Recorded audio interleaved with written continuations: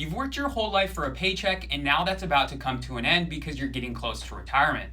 This whole time you've been saving money, putting it in different investments, creating income sources, and now it's time to pull that all together and figure out how to create an income plan. On top of that, you need to figure out how each of these buckets and income sources are taxed. So we're going to put together an example here, and at the end of the video, I'm even going to show you a little trick that's going to help you bring down your overall tax bill. Let's start by breaking down fixed income sources. So a fixed income source is going to be something like Social Security, a pension, an annuity, or rental income. This is something that is reliable and consistent. Your variable income sources are the buckets of money that you've been saving. This is going to be retirement accounts or investment accounts like a trust or a joint. We're going to break each of those down from a tax perspective so you know how to start pulling that money out. Now, these variable income sources really are filling in the gap. And that gap is between what your fixed income is paying and what your expenses are, right? How much are groceries and going on that vacation that you've been wanting to go on your entire life. When you break it down, there's really three different types of variable income sources. The first is going to be tax deferred. And from an income standpoint, this is the least beneficial.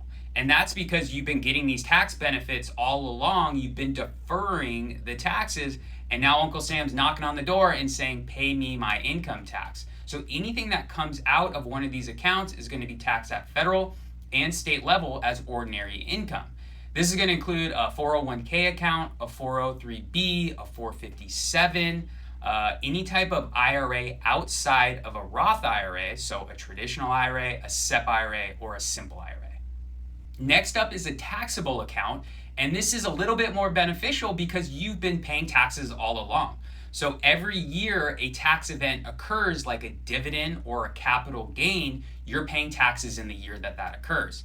So if you have a good financial advisor, they're going to be tax loss harvesting this whole time and make sure that your tax bill is going to be close to nil as possible. And so that's going to be a really beneficial type of income source, because what tax loss harvesting is, and I'll make another video on this, is essentially selling some of the losers to offset those winners. And so if you continually do that in a taxable account, you should be able to offset a lot of those gains as you start pulling some of your income in retirement, again, to fill that gap between your fixed income sources and how much you need to live. This brings us to our most advantageous type of retirement income account, and that is a Roth. So either a Roth 401k or a Roth IRA. That's because you've already paid taxes on it. You put the money in after tax, it grew tax-free, and now it comes out tax-free. So that means that $100,000 in a Roth IRA is much more valuable than $100,000 in a traditional IRA. If you've made it this far, that probably means you found this information helpful. So help me out, hit that subscribe button so you can be alerted for any new retirement videos when they come out. Now let's look at an example.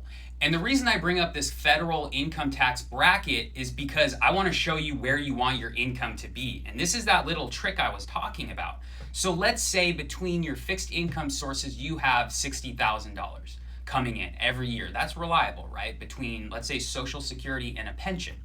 Okay, so you need, let's just say, $100,000. So the strategy goes like this. You fill the difference between $89,450 and $60,000 with taxable money. So this is going to be coming out of your tax deferred accounts. The reason you're doing that is because you're paying 12% on those dollars, right? Every dollar over $89,450, that next dollar is going to be taxed at 22%.